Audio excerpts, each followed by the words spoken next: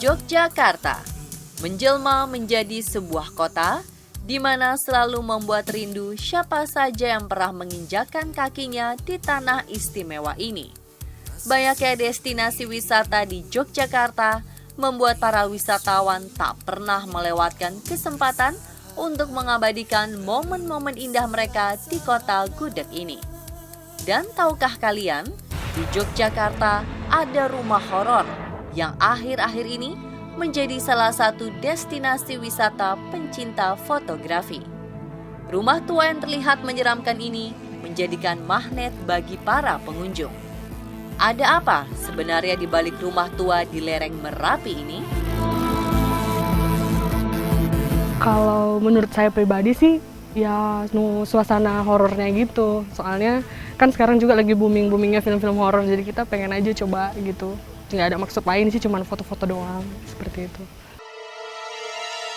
Rasa penasaran akan rumah tua ini menantang tim On The Spot untuk datang ke rumah tua tersebut. Rumah tua ini terletak di lereng Gunung Merapi, tepatnya di objek wisata Kaliurang. Sesampainya di sana, kita disuguhi pemandangan yang mencekam. Terlihat rumah 2 lantai dengan cat yang sudah mulai mengelupas dan sarang lebah berukuran besar menempel di tembok rumah. Genting rumah yang sudah ditumbuhi lumut, pondasi genting yang mulai roboh, dan pohon kering yang tetap berdiri di depan rumah membawa kita seakan berada di rumah horor. Tim On The Spot mencoba masuk ke dalam rumah.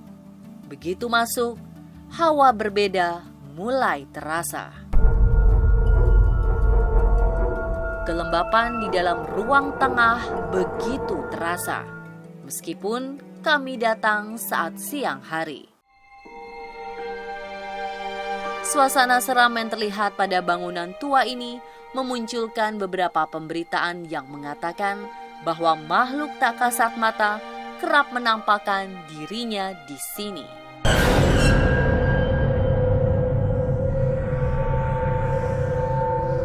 Adakah cerita misteri di balik rumah ini?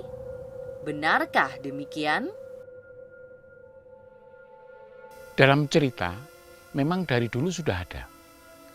Jadi apa yang disebutkan seperti penampakan-penampakan, ini semenjak rumah ini masih aktif dimanfaatkan sebagai villa.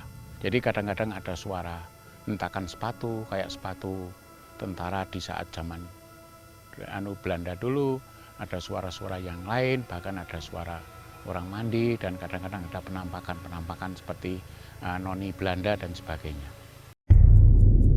Rumah tua peninggalan Belanda ini memiliki 2 kamar di lantai bawah dan ruang tamu. Sementara di lantai atas hanya memiliki 1 kamar. Kami mencoba masuk ke dalam kamar yang ada di bawah. Tergambarkan, di sini ada beberapa dipan tempat tidur yang terbuat dari kayu. Setelah kami berkeliling di lantai bawah, kami melanjutkannya ke lantai atas. Terlihat, logam tralis di tangga ini sudah berkarat. Lantai tangga juga terasa licin karena tergenang air dari tetesan hujan. Setibanya kami di atas, terlihat balkon yang menghadap keluar dan sebuah ruangan cukup luas. Menurut Pak Sukisman, penjaga pesanggerahan taman siswa, ruangan luas ini dulunya dimanfaatkan sebagai balai pertemuan. Nampak juga kursi kayu dengan rangka besi yang sudah rusak. Seolah-olah ada yang memperhatikan kita dari tempat duduk yang ada di sudut rumah tersebut. Menurut Pak Sukisman, rumah ini didirikan oleh Belanda sebagai rumah untuk peristirahatan mereka. Ini rumah merupakan bangunan zaman Belanda yang dibangun oleh orang-orang Belanda pada zamannya. Memang orang-orang Belanda pada saat itu mereka membuat rumah-rumah yang ada di kawasan Kaliurang ini sebagai tempat peristirahatan. Namun karena perkembangan zaman, apalagi setelah Indonesia merdeka, sudah barang tentu apa yang mereka miliki ini diambil alih oleh orang-orang yang lebih berhak atau berwenang. Nah, ketika itu kami kebetulan lahir di tahun 1954 dan kami sudah berada di sini, yang profesi orang tua saya sebagai penjaga villa ini yang dulunya dimiliki oleh Profesor Dr. Sudomo, dokter gigi di Yogyakarta. Nah, entah karena apa, ini rumah sekarang beralih ke salah satu pemilik, yaitu pemiliknya sebagai penyelenggara universitas swasta yang ada di Yogyakarta. Pak Sukisman juga menambahkan, rumah ini sempat direnovasi pada tahun 1985 dan mulai 1994 bangunan ini tidak lagi digunakan karena erupsi Merapi yang merusak beberapa bagian rumah ini. Kami melanjutkan mengelilingi lantai 2 rumah ini. Terdapat 1 kamar tidur dan 1 kamar mandi dalam 1 ruangan. Tim on the spot mencoba masuk dan entah mengapa kamar ini menjadi kamar yang paling lembab dan pengap.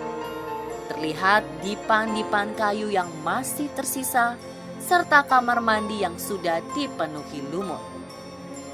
Menurut Pak Sukisman, ruangan inilah yang menurut cerita paling seram. Konon, beberapa sosok misterius seperti Noni Belanda kerap hadir di ruangan ini.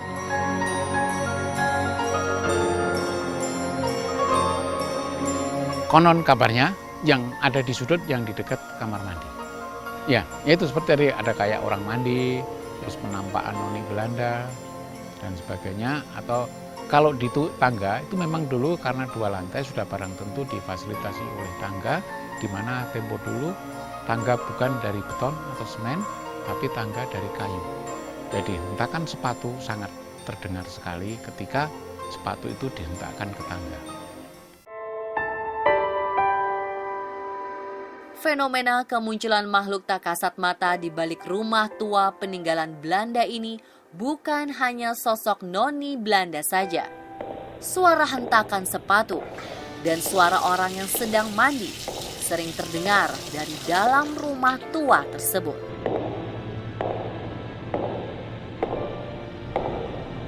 Terlepas dari percaya atau tidak akan hal misterius terhadap rumah tua tersebut, rumah ini masih memiliki magnet untuk para wisatawan yang gemar berfoto mengabadikan momen indah mereka dengan latar belakang rumah tua. Tidak hanya bentuk rumah yang seperti rumah horor, bentuk bangunan kuno yang tampak seperti rumah pada era Belanda dahulu memberikan nilai tersendiri bagi wisatawan yang ingin mendokumentasikan. Apakah pemirsa berminat untuk mengunjungi rumah tua dan berfoto di sini seperti remaja-remaja kekinian? Dan itulah kisah misteri rumah pesanggerahan Taman Siswa Yogyakarta versi On The Spot.